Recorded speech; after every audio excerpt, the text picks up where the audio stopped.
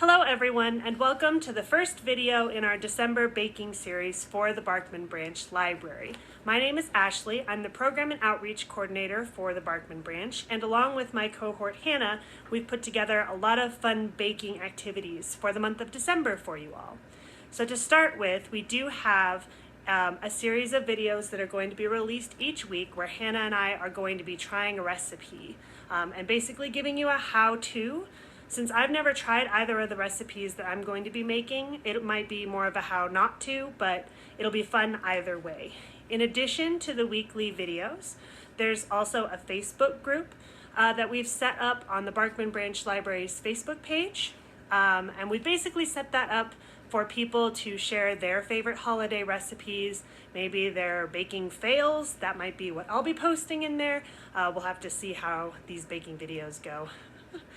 And then the other thing we have for you all is our baking kit to go. It has a lot of fun beginners baking items in there, like a cookie pan, a cookie turner, a spatula, some measuring cups, and some measuring spoons. Along with all of the beginning baking supplies, there's also a couple of crafts in there. There's a snowman tea light in there to be put together, and also some macaroon ornaments. We thought those were super cute and a very nice fun winter craft for you all. So today I'm going to be starting off the series. We're going to be trying to make these. So they're going to be coconut snowballs. This is a really simple recipe. It only has 5 ingredients. I don't know about you all, but when I'm baking or when I'm cooking in general, I don't like to have a lot of ingredients that I have to get set up and prepared. I made sure I chose a couple of recipes that don't have a ton of ingredients and also had some ingredients that I already had.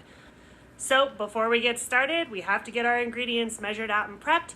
And then today I'm gonna have to figure out how a double boiler works. We have one in our kitchen, but I've never used it, so it's gonna be a learning process. So without further ado, let's get started.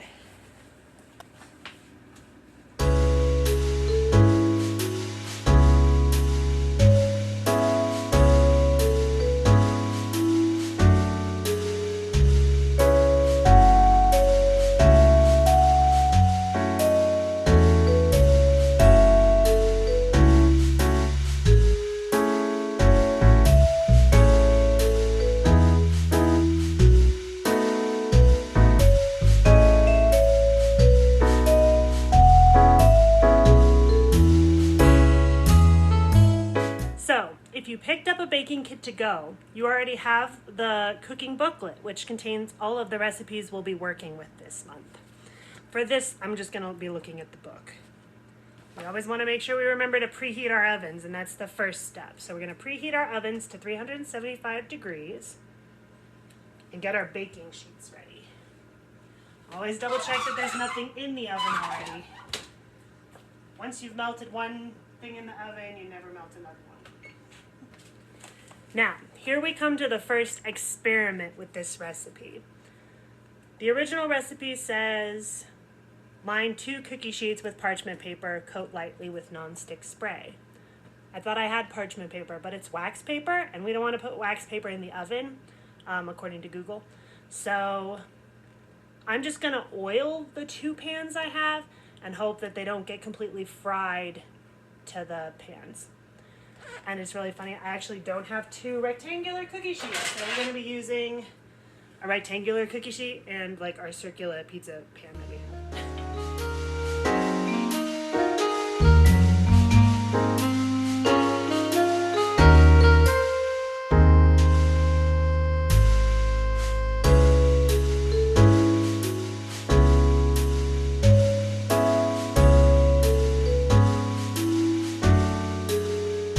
Next step is to whisk together egg whites, sugar, and vanilla in top of a double boiler that isn't placed over the hot water yet until those ingredients are combined.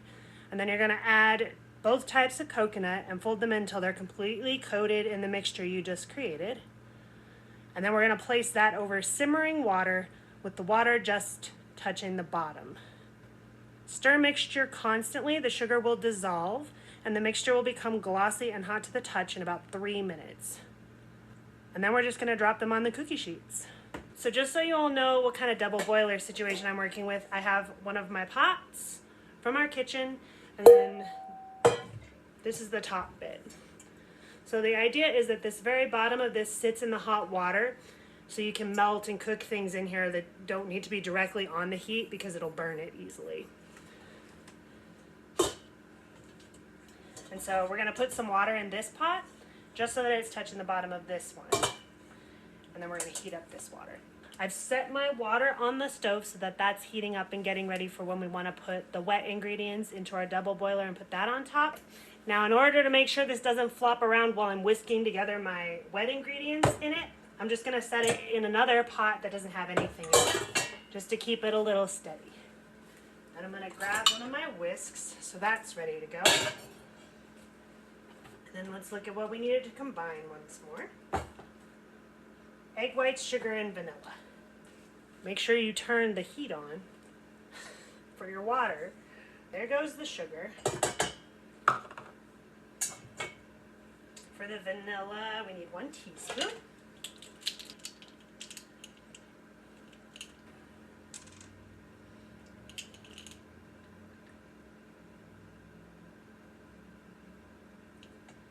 And then the tricky part is going to be the egg whites.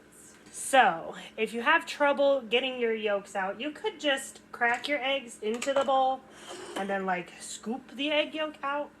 I'm going to try and do it with this handy dandy device.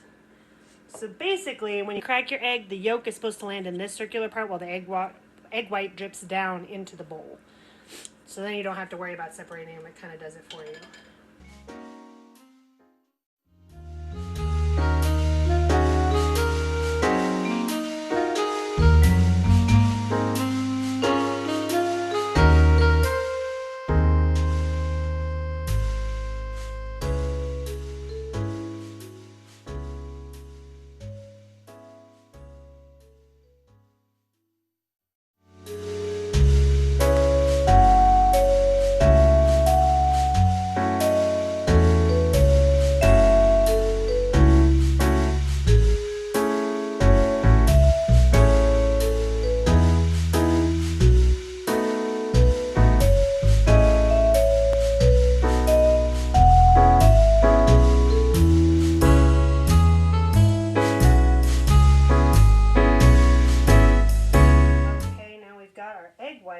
I did pretty good. I only got 2 pieces of shell.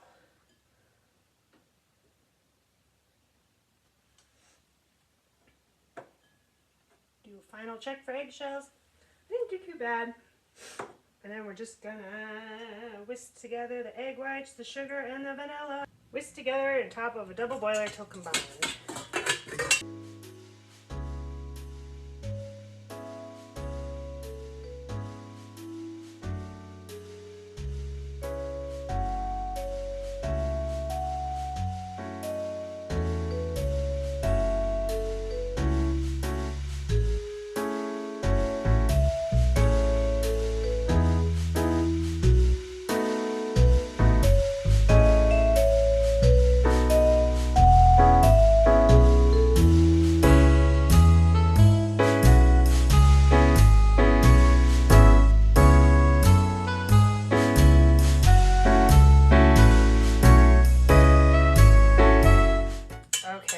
To me,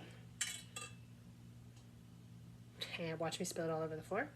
To me, that looks pretty combined, so I'm going to say we're good to go. Now, I'm supposed to add in both the types of coconut and mix those together until they're completely combined.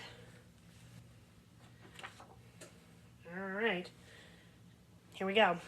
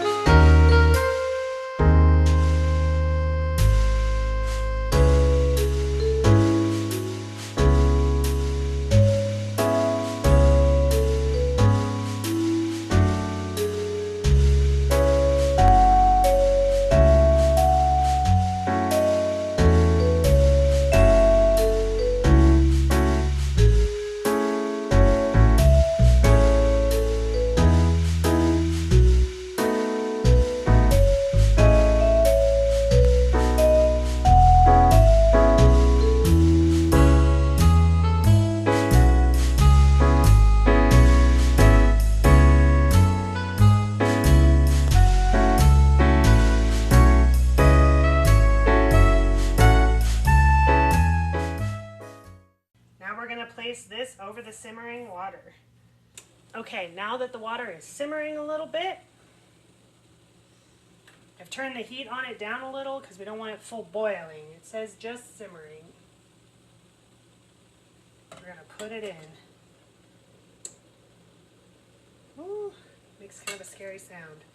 Okay, now that it's on top, it says stir the mixture constantly. The sugar will dissolve and the mixture will become glossy and hot to the touch in 3 minutes. So I'm gonna set my timer for 3 minutes just so I kind of know how much time has passed.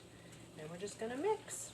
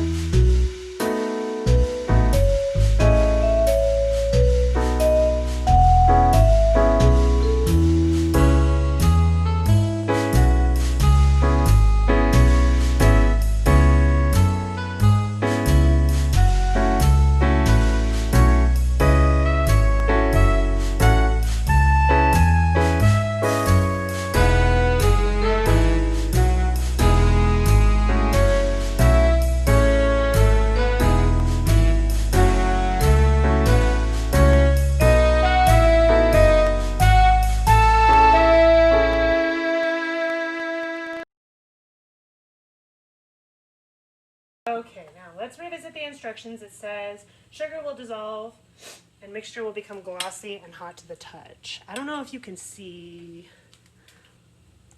It is glossy. It could be hotter.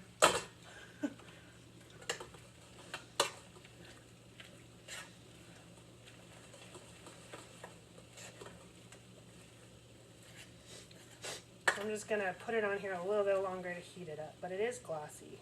It's kind of hot. Okay, I'm gonna call this good. Okay, now that that's done, I think we need to get it onto the cookie sheets. Drop 2 table-size mounds 1.5 inches apart on cookie sheets. Cookies should be round and 3-dimensional. Don't flatten them. If needed, you can use your fingers to shape them into little snowballs. And then we're going to get ready to bake them. The oven's been waiting for a while, so let's see if we can do this without messing it up too much. Now, once again, this is something where it gives very precise instructions, but it doesn't necessarily have to be precise when you do it. So here's what 1 tablespoon looks like. And it calls for 2 tablespoons is the size of the snowballs. So I'm going to say that's roughly 2 tablespoons. This is our decades-old ice cream scooper.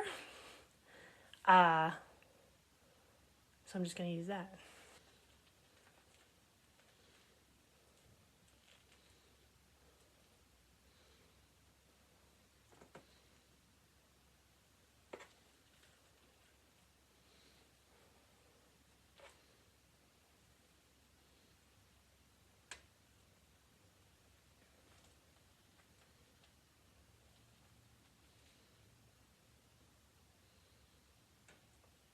The important thing with the sizing, I think, is that because we have a set cooking time, we want them all to be roughly the same size.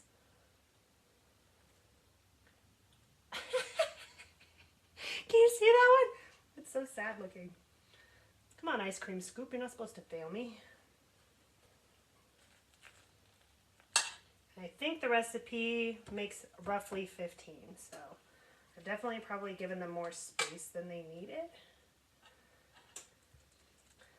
But we want to make sure the snowballs get cooked all the way through. They're actually holding their shape better than I thought they would.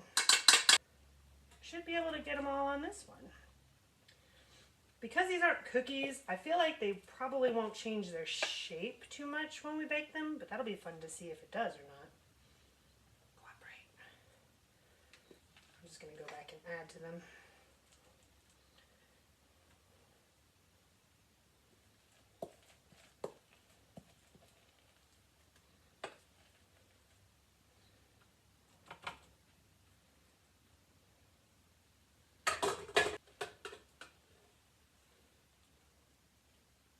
And you know, these are probably too big.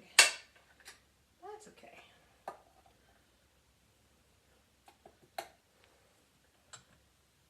We may have to adjust the cooking time to maybe a little longer.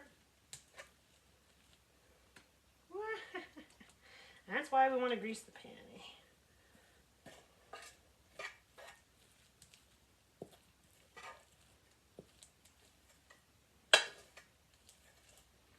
Okay, so I'm going to call that as my last thing. Add to one that looks a little sad. This one too. It's a little hot, but it's not that hot. Now the instructions say we can take our fingers and kind of mold them into little balls. We kind of don't want to burn the edges of our coconut. So I'm just going to tuck it. Actually, that looks like pretty decent size. They look pretty good. Cooperate. Now the instructions very clearly say don't flatten them. So I'm trying to keep them round. So I'm just going through, and as I see one that's like maybe not quite the same size, I'm just going to take from another one and add it in.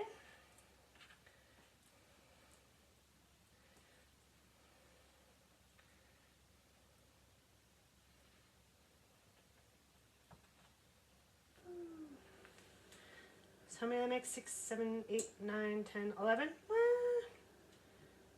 See, maybe I should have used the tablespoon scoop and then they would have been roughly the right size. But you know what? It was actually easier to dig it out of that ice cream scooper than it probably would have been out of the tablespoon scooper. So I'm happy with it. I think they're ready to go in the oven and we're going to see if they come out okay.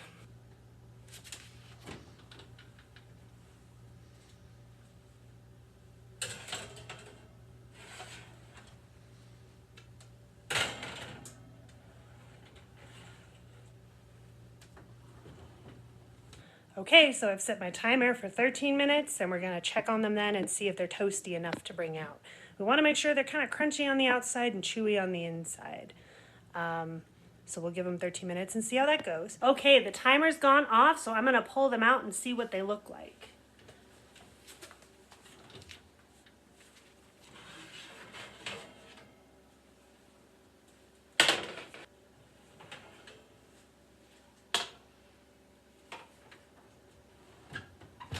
Okay, so after those 13 minutes, here's what we're working with on this round sheet.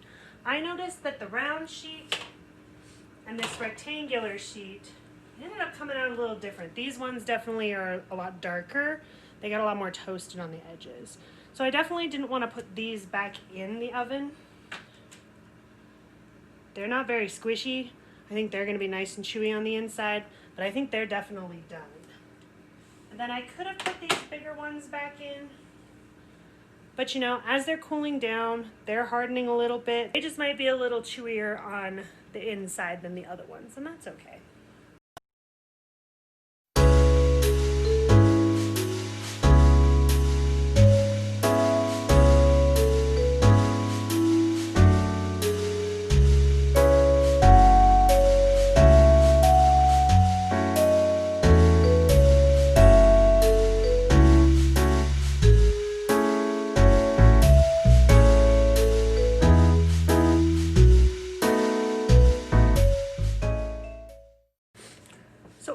for my first time using the double boiler, I think they came out okay. I would recommend for this recipe that if you have parchment paper, that could be helpful to put on your cookie sheets. But like I said, Google said don't put the wax paper in there, and that's why I just oiled the pans, which also worked. They're round, they came out, they're not completely burnt. They're pretty good.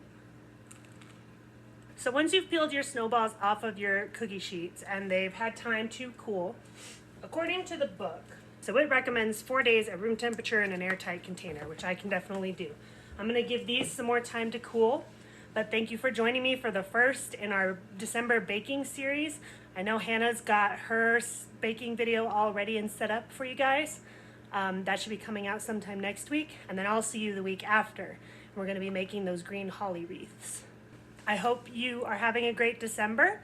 I hope these, if you make these, I hope you'll share pictures with them in our Facebook group.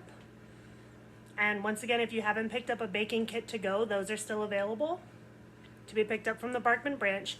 Because the inside of the library is closed to the public right now, you'll just have to call us and schedule a pickup time for a kit to go, and it would just be the December baking kit. And we can get that squared away for you. I look forward to seeing your comments and questions in the Facebook group, and I hope you all have a great week. Bye.